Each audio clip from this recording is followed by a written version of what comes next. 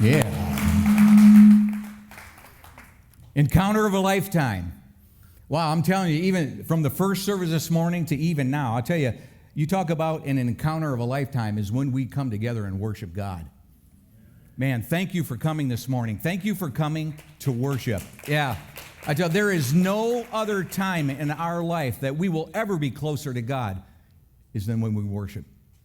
So thank you for being here this morning. And so we continue our encounter of a lifetime. And I was honored to be asked by Pastor Steve if I would share my encounter of a lifetime. And let me tell you, when you look at an encounter of a lifetime, just to define the word encounter is a totally unexpected experience. And that it was. It was physically, emotionally, and spiritually exhausting. Amen? Yeah, for those of you that were there, you know. But man, let me tell you, would I do it again? Yes. Am I? I hope to one day, because I'm telling you, there is so much more to see and to see again. Can't wait to get back there. It was absolutely incredible. And also, our souvenirs. We had packed all of our souvenirs up in Jerusalem and shipped them back. So I'm excited and happy to share that, all of our souvenirs made it safely back to our house this past week. So we're really excited about that. And one that I'm excited about. I don't know if you were ever familiar in the Bible where John shared with us about the miracle where Jesus turned the water into wine. You recall that? Well, John was the only one that wrote about that. But it was kind of cool. That whole experience was pretty neat, and to be in that area. And there was a little town called Cann. They still are not sure exactly where that was, but that's where that very first miracle took place. And I was so excited. My wife and I are going to be in the fall. We're going to be having our 44th wedding anniversary. Yeah, awesome. So one thing that I did get and bring back was a bottle of the wedding wine. So I wanted to make sure that her and I could share that together. So we're going to share that together. So it is. So it does say on there, it says, Cana wedding wine, Cana of Galilee. So I did get that. So my wife and I are going to share that. But I just had to share that with you. But it was exciting to get all of our little souvenirs and things that we can share with our family and our grandchildren. So that's what it was. So my encounter of a lifetime was with John. And so when you look at John, John's the one that Jesus nicknamed Son of Thunder, right? And I kind of connected myself with him over the years and listening through, his story and the way that he brought the gospel to life. But John was zealous, as it said in Scripture. He was zealous. So when you look at the word zealous, it's intense, it's passionate, it's committed, it's dedicated, enthusiastic, it's sincere and energetic, purposeful, forceful. So when you look at that, sometimes we're looking at that word forceful. It's like thunder, right? It can be very, very destructive and harmful. But ultimately, what was really awesome when you see John, he was controlled by godly love and godly wisdom. So there was an incredible change that took place in his life. Christ knew exactly the character and nature of John, the one he loved and the one he chose. So my name is Cann. I'm not the pastor. Pastor Steve's here this morning. He's in the back. But I'm one of the elders here at the Orchard, and I'm honored to be able to share. And if I wasn't here, I know there'd be an emptiness with the Did You Knows. So I do have to share a couple of Did You Knows this morning. And so, in doing that, I'll just jump right in. So I've got a lot of stuff. I'll keep moving because I had to take 14 pages of notes and condense them down to 8 pages in order to stay within a 35-minute timeline. That's what I set for myself. I wasn't going to take advantage like the other guys and take an extra 10, 15, whatever long. But that's just me. That's what I'm going to stay. I'm going to stick to my notes. I don't want to miss anything, and I don't want you to miss what God has for you this morning. So when we look at this together, here's the first did you know. Did you know Jerusalem is considered to be one of the most holiest places in the world? Why is that? Well, it's the Church of the Holy Sepulchre, and it's in the Christian quarter in the city of Jerusalem. And according to traditions dating back to the 4th century, it contains the two holiest sites in Christianity: the site where Jesus was crucified, known as Calvary or Golgotha, and the empty tomb, where he's believed by Christians who have been buried and resurrected. So that's the first one. But as we continue, you can see all around the city of Jerusalem here. But did you know that in 2021, just this past year, Jerusalem was the #1 most popular city visited in Israel? 3.5 million people in 2001 visited the city of Jerusalem. Wow, that's absolutely incredible. Second was Tel Aviv. Third was the Dead Sea, where we had a chance to go and be in the Dead Sea, float around. It was pretty awesome. And then fourth was Galilee, which is the Tiberias and the Nazareth area, which we had a chance to stay a couple of nights there, which were pretty cool. So, and also, did you know that there was a recent census that was taken? And it was in Israel, and it's telling us that there are about 185,000 Christians living in Israel. Now, I'm not talking about just Jerusalem. We're talking about the entire state of Israel. There are only 185,000 Christians. That's less than 2% of their entire population. And did you know that Jerusalem is known as the city of peace?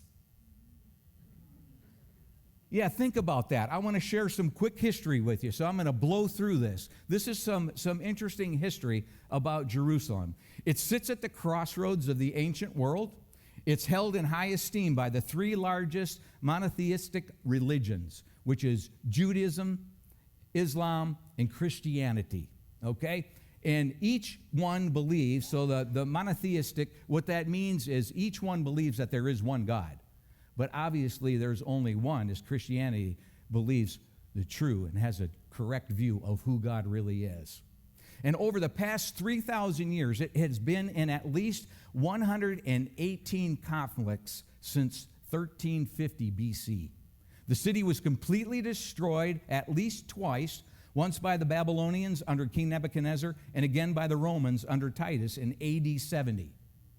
The Roman Empire, Hadrian, destroyed a portion of it in AD 135, and the Mongols destroyed another portion of the city around AD 1260.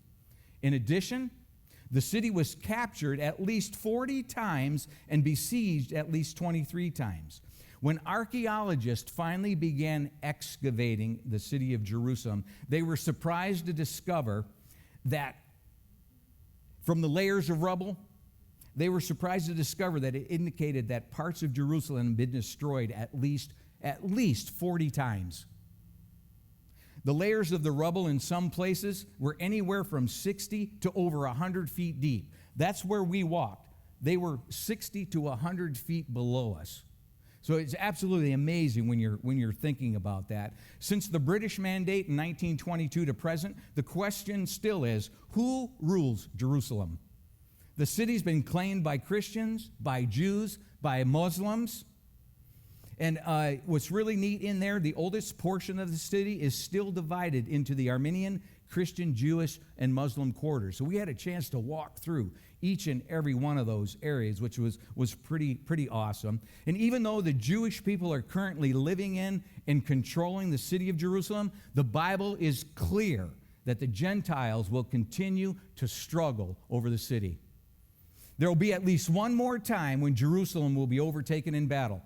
Zechariah describes the horrible destruction as the nations will come against it in the last days. But then the Lord will return, and he'll fight for his city. Several prophecies in the Old Testament describe that final peace that will reign when Jesus finally destroys all the enemies of his people. Until that day comes, you and I are commanded by God in Psalm 122 to pray for the peace of Israel. My ancestors from my dad's side of the family are from Israel. My mom, her side of the family, they're from Russia and France. they finally ended up in England prior to landing in Canada and in the United States in Michigan in the late 1800s. My mom's parents, they met as teenagers at church in a little town called Roseville. And they were already believers when they met and later were married. But my dad's parents, they met at a youth rally in Detroit, Michigan, where the gospel was shared. And my grandma and my grandpa, they came to know Christ there at that time. Wow, what an absolute awesome memory to have. But shortly after that, my grandparents, my dad's parents, they were married. But no one from my grandmother's side of the family were present at the wedding. And the reason why is she had already literally received a torn collar from her father, my great-grandfather, and she was considered dead and removed from the family because that wedding with my grandfather and her was the first of Christian religion. And it was the first time that that had been broken on that side of the family in all of their Jewish traditions and religions. I wanted to share something else in here. There's a beautiful picture that I had when I was literally standing. This is Caesarea by the sea, and I was literally standing. This is the Mediterranean. And while I'm standing there, my head and my mind is it's all over the place. I'm thinking about all these things that took place, not just in my family, in my ancestors over the years, but just what God had done, what he's doing, what he's still doing today. Because when we're looking at this area right here, it's so awesome that at that very point, God used this as an incredible springboard for Christianity to be sent to the Western world. And it was just absolutely awesome just to stand there and just to be overtaken with all of those thoughts. And I literally just stood there and I said, thank you, God. Thank you for the incredible work that you've done, that you're still doing. You know, and when we look at the calling of the disciples, it's a key episode in the life of Jesus. It appears in Matthew, Mark, Luke, and it all takes place on the Sea of Galilee. And then in John, where John reports the very first encounter with two disciples a little earlier while they were with John the Baptist. And so let's use Matthew chapter 4, verses 18 through 22 as a reference for this right now. And this is what he wrote. While walking by the Sea of Galilee, he, Jesus, saw two brothers, Simon, who is called Peter, and Andrew, his brother, casting a net into the sea, for they were fishermen. And he said to them, "Follow me, and I will make you fishers of men." Immediately, they left their nets and followed him. And going on from there, he saw two other brothers, James the son of Zebedee and John his brother, in the boat with Zebedee their father, mending their nets, and he called them. Immediately, they left the boat and their father and followed him. When Jesus called them, what did he say? Two words. What was it? Follow me. What would you do if somebody said that to you? You'd probably struggle with that, right? But what's really neat is when Jesus called them and he said, "Follow me," what did they do? They immediately dropped their nets, left the boat, left his father. Immediately. Wow, what a great example and lesson from the life of John. When God calls you or I to do something, don't question what he's asking us to do. Don't procrastinate. Don't put it off. Don't come up with all these excuses. You know, the sooner you and I answer, the sooner we'll avoid all the unnecessary circumstances that will eventually come. So the question is God calling you to do something? Has he asked you to follow him somewhere? Maybe he already has and you're still waiting to answer. I'm not sure where you're at this morning. But my encouragement to you is don't delay your answer. And you say, why, Ken? Why is that? Because let me tell you, living The life with God is a lot better and a lot different than living a life by yourself. With God, everything is possible, and immediately, it has purpose. So the Apostle John made a life-changing decision that day, and that decision, when he made it immediately. Will you? And that brings us to our first fill in the blank on your page this morning. Answer God's call today. Answer God's call today.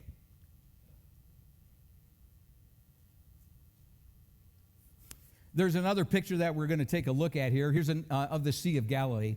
And of course, it was so neat, just so many things that took place here at the Sea of Galilee with the disciples, with Jesus. It was absolutely awesome, and it's just beautiful. When you look at the Sea of Galilee, ultimately the Jordan River runs in on the north side, and it goes out on the south side of the Sea of Galilee. And so really the sea is a freshwater lake. The sea itself is 13 miles long by 7 miles wide. And it's just beautiful because you have this beautiful mountain range, all this hilly land that is all the way around it. So it's really neat how it's just all right in that one area. But before John became a disciple of Christ, he was first a follower of John the Baptist. And we can read about this in John 1, 35 through 37. And it says, "The next day again, John was standing with two of his disciples. And he looked at Jesus as he walked by, and he said, 'Behold, the Lamb of God.' The two disciples heard him say this, and they followed Jesus." It was that easy. You know, God has sent you and I, teachers, pastors, ministers, lay ministers, several different people to help us in our walk and in our growth with Christ. But sometimes we tend to look at that person rather than looking at the person that they're representing. So it's not difficult to see why we have so many people that follow human leaders more than following Jesus. Good thing about John the Baptist is he always directed his followers to Christ. He was never afraid to lose a following. And John, the Apostle John, he was quick to follow Jesus, the true shepherd. When it comes to choosing between Jesus and man, are you making the right choice? Will you make the right choice? So my encouragement to you is in the second fill in the blank there, follow Jesus, not men. Follow Jesus, not men. You still with me? Oh yeah, all right. All right, here we go. So this next picture that we're going to look at is a picture of a courtyard. So there's many, many different courtyards that you can see and walk through when you're in the city of Jerusalem. And it's always hard to get a picture without someone else in it. I mean, you really have to work hard at taking a picture without somebody else in it. And so this one I happened because it kind of gives us a good example of what a courtyard looks like with a doorway. And of course, this is metal. It's probably not the original door, but at least it gives us kind of a good reference and thought in our mind of what it may look like.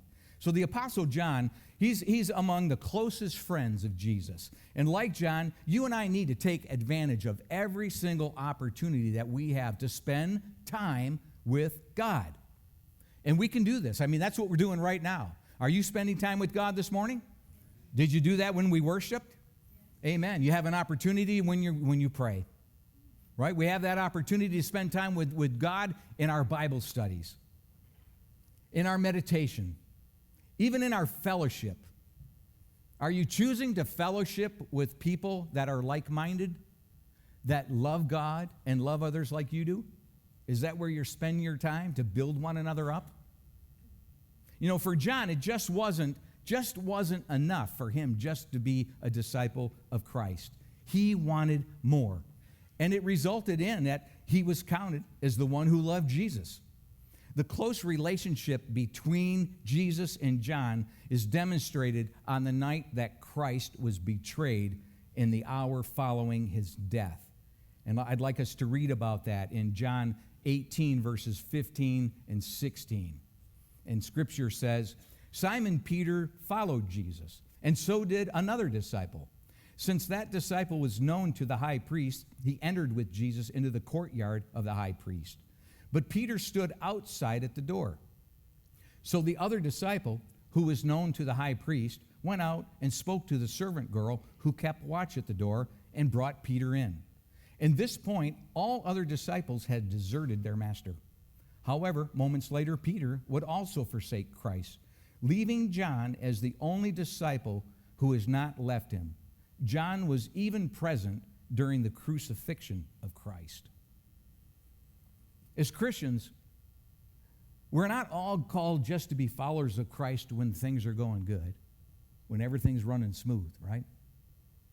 Like John, you and I need to be ready, no matter what, to stand with God, to be there with him, to make sure that we are taking him with us wherever we go, no matter how rough and tough the road gets. John, he also knew that his life could have been taken just for following Christ, but he still chose to stand by his side until death. We can see that following Christ could possibly be a matter of life and death for us one day. And when that happens, our close relationship with God will be enough to see us through. It will be enough to protect us, right? What's the worst that could ever happen to us? God call us home?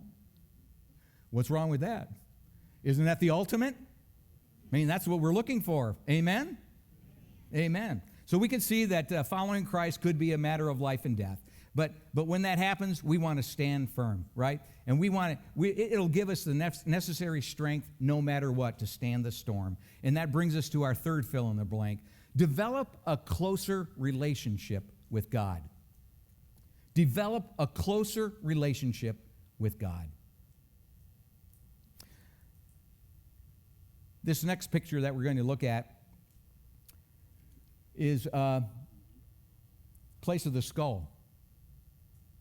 And of course, above it, this would have been known as Calvary, Golgotha, where Jesus was put on the cross, where he hung.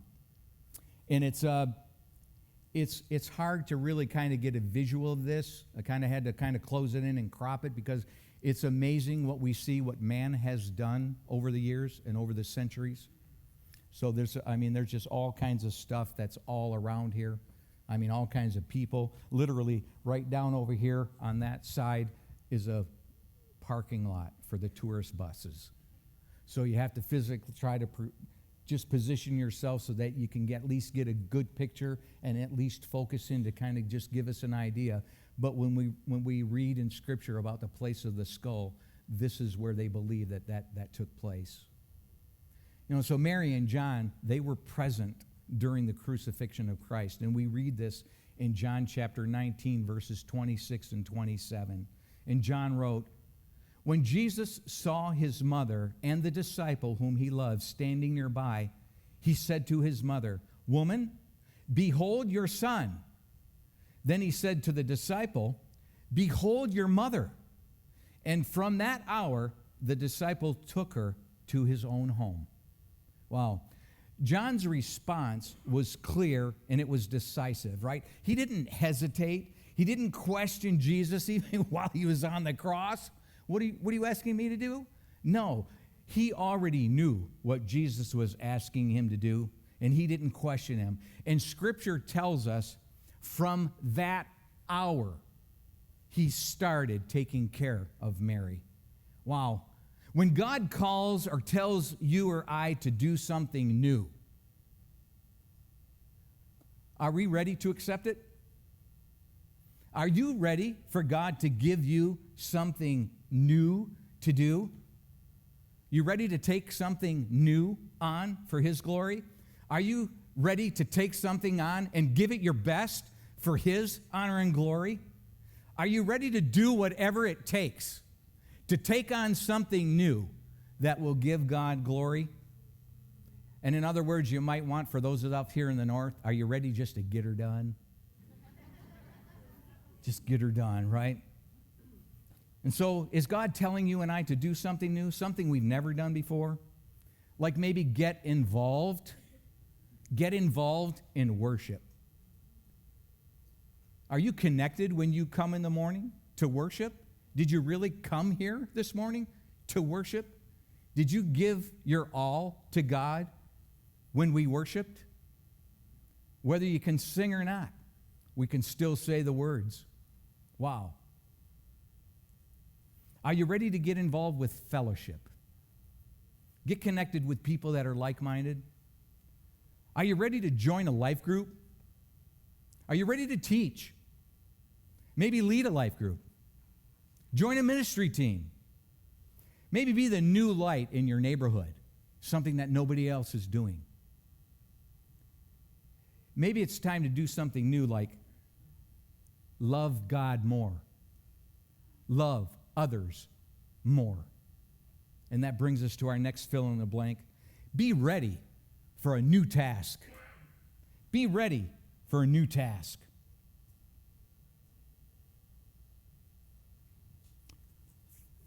This next picture that we're going to look at is might be familiar to some, it might not, but in years past, it was known as the Wailing Wall. But it's not called that when you're there, and those that live in the city of Jerusalem. It's the West Wall. So is there anything that you notice that when you look at that wall?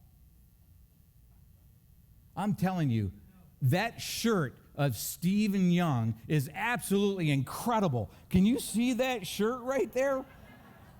I thought, man, if everybody in our group had one of those shirts, we would never miss each other. Woo! But not really. That's not what I mean. And matter of fact, in the first service, somehow it got cropped out, and I told Joyce, hey, I want that shirt in there because that was awesome, and that was just a great picture. But what's really neat about this wall is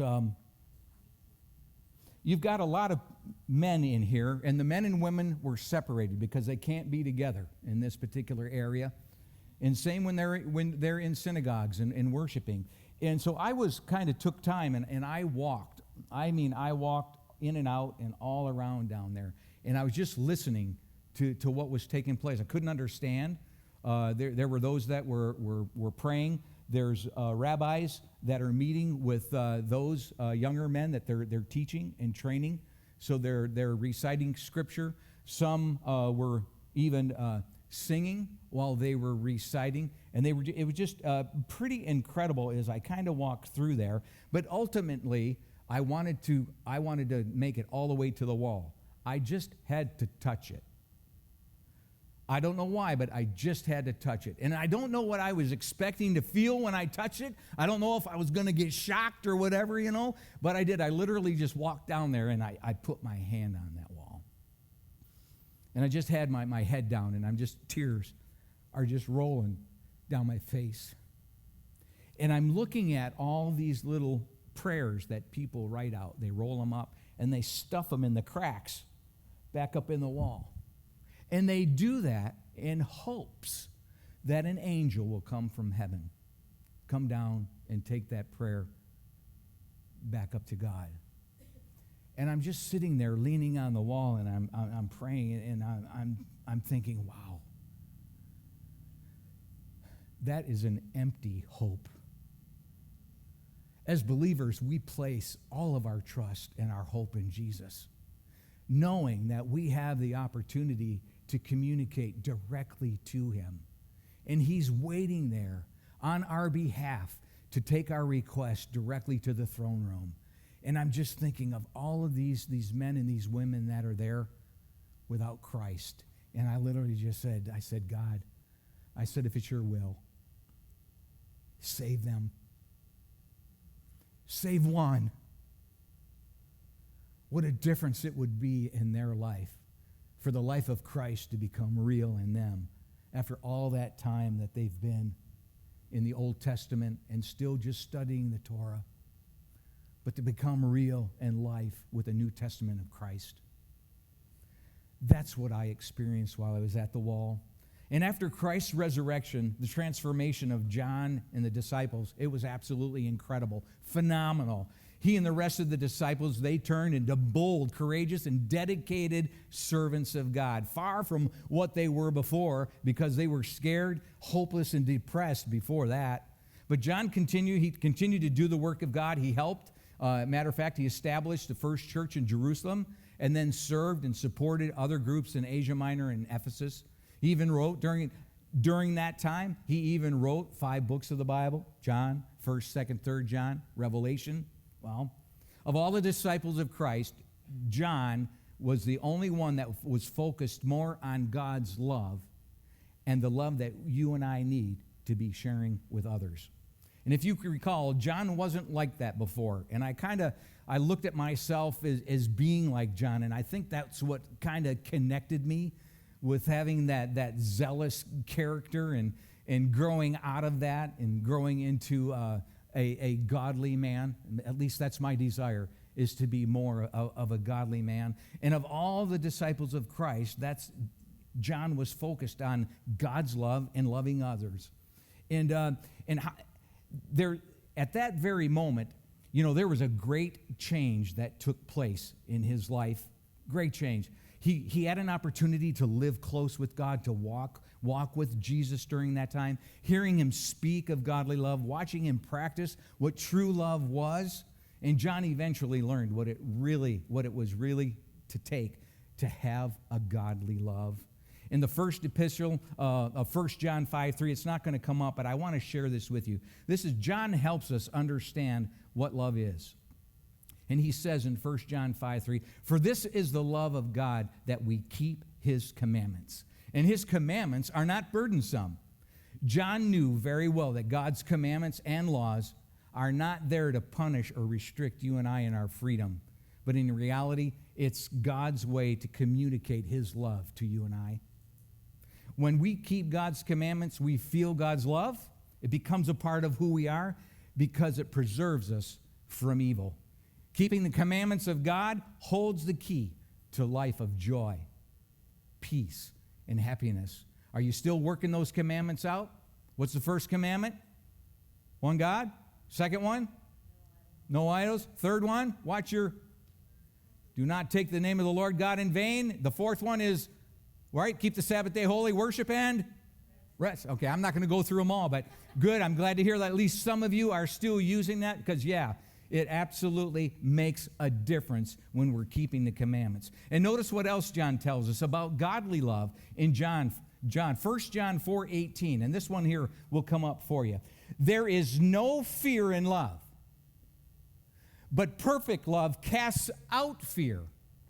For fear has to do with punishment, and whoever fears has not been perfected in love. We love because he first loved us." Wow. John explains that true love should cast out fear in our life. Do you have fear in your life this morning? You can get rid of it. You can cast it out. Just fill it with God. Fill it with love. Right? Scripture says that God is. And why wouldn't you want him in your life? Fill your life with God. It's awesome. When we study the life of John, we understand what love truly is. And as we learn from John, the one who Jesus loved, we learn to love God more, and we learn to love others more. And that brings us to our fifth fill in the blank. Encounter a bigger love for God and others. Encounter a bigger love for God and others.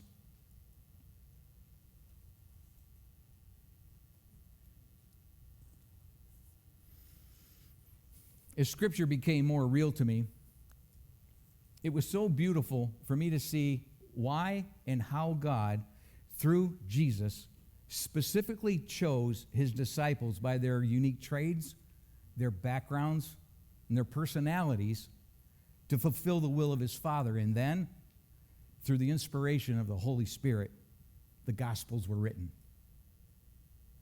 I wanted to share with you a little bit of my thoughts in that. Matthew, he wrote his gospel letter to the Jews. He wrote it to tell them that the long-awaited Messiah, the hope of Israel, has come. And as you move through Matthew, you'll see how many times he makes reference to the prophets in the Scriptures in the Old Testament, in the Torah, that spoke. They all spoke of Jesus' birth. Everything in the Old Testament points to Christ. And he was telling the Jewish people, he is here. And then you have Luke. Luke wrote his gospel letter to the Gentiles. He wrote it to give them an orderly testimony with factual and historical accounts by those who actually witnessed these things, including Christ's family. And then there's Mark. Mark wrote his gospel letter to a Roman audience. And his style and emphasis was fast-paced. It was to the point about Christ as a servant of man rather than the king of the Jews. He left out all the details because if he would have had to explain that to the Romans, it would have taken him a lifetime. Yeah, amazing. But he did that. So he did refer in the Old Testament prophecies. He explained some Jewish words and traditions and practice. But Mark focused on the miracles and the compassion of Christ. And then there's John. John wrote his gospel letter to anyone and everyone that would read it in order to bridge that gap and to establish the fact that Jesus is God and man in one person. John presents Jesus Christ as the Word through which all things were created and is saying that God chose Jesus as his messenger, the Messiah, to tell you and I about himself. John's testimony as the unnamed disciple who loved Jesus, it testifies to these things and those things that he wrote. And you and I know that his testimony is true. And to confirm our thoughts, if you have any thoughts or question on who Jesus really is, in Revelation chapter 19, verse 13, John sees Jesus coming on a white horse to wage war with the enemies of God. And he wrote in that verse, he is clothed in a robe dipped in blood, and the name by which he is called is the Word of God.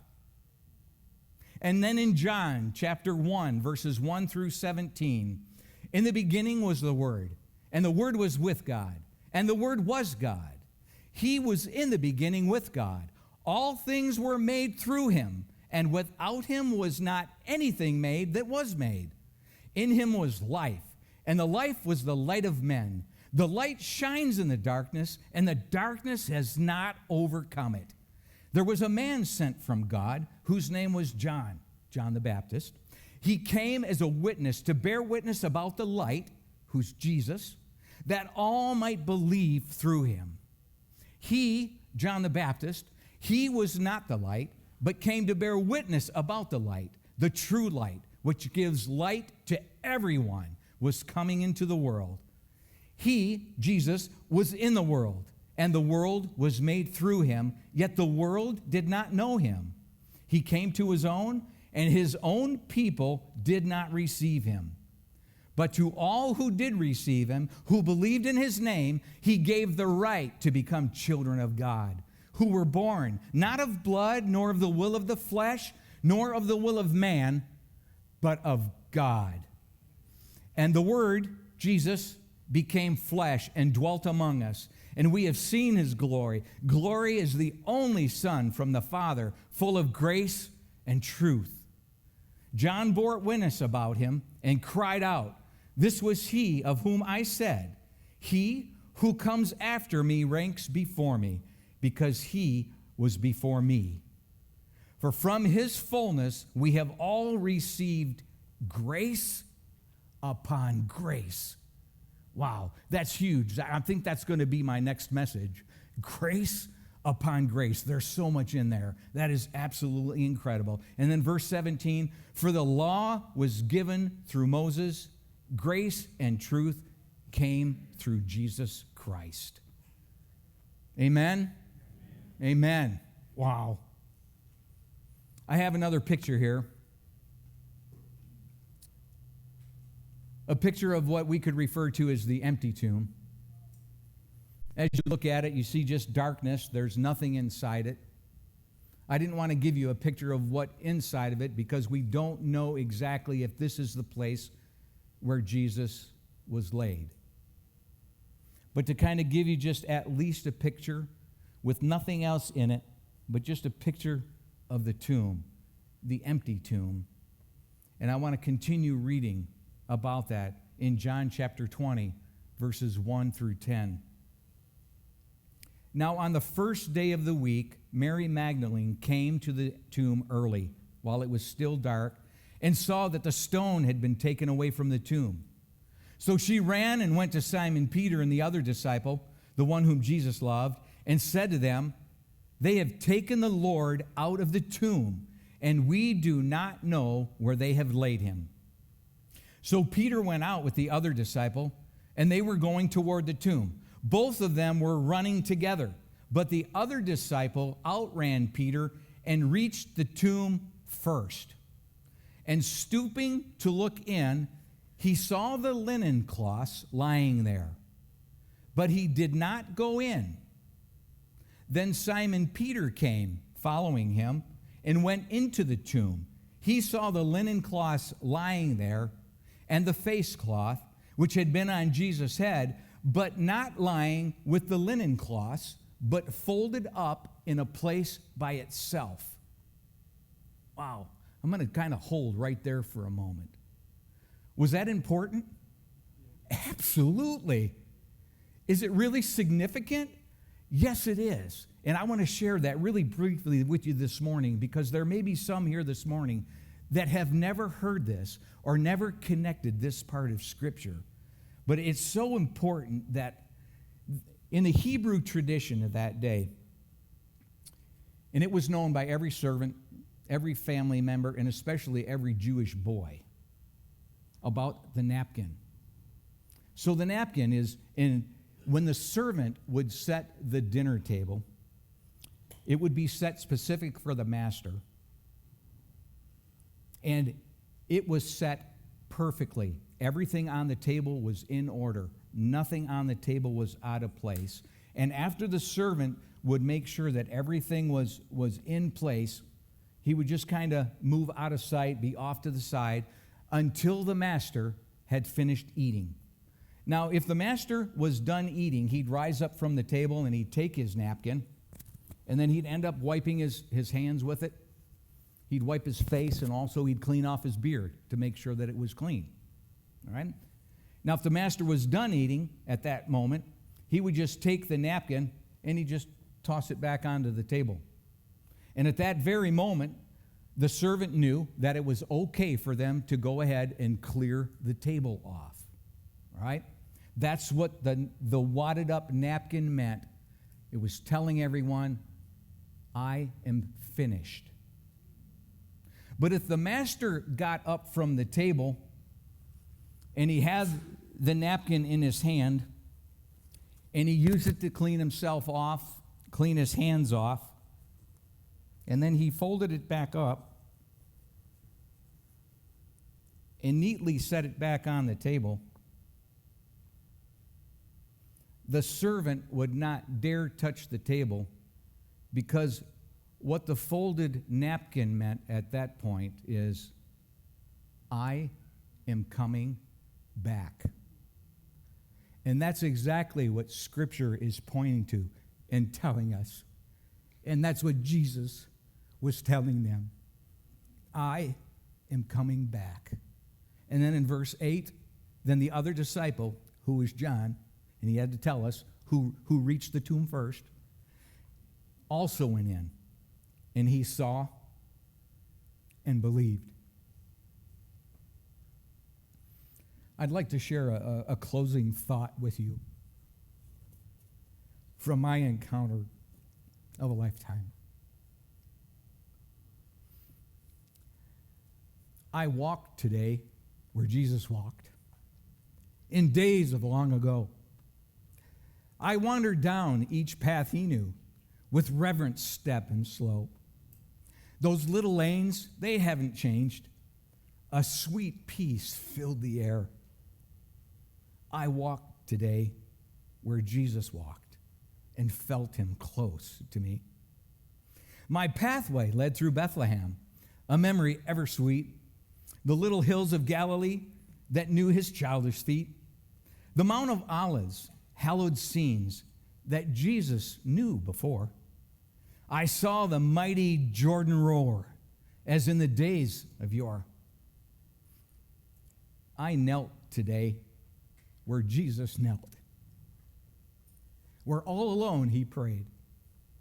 The Garden of Gethsemane, my heart felt unafraid. I picked my heavy burden up, and with him by my side, I climbed the hill of Calvary. I climbed the hill of Calvary. I climbed the hill of Calvary, where on the cross he died. I walked today where Jesus walked and felt him close to me. Jerusalem is the center of Israel. There is no other city on earth that has captured the world's attention through the centuries like Jerusalem. God loves it. Satan hates it. Jesus wept over it, and the Holy Spirit descended in it. The nations are drawn to it, and Christ will return and reign in it. Amen? Amen. Amen.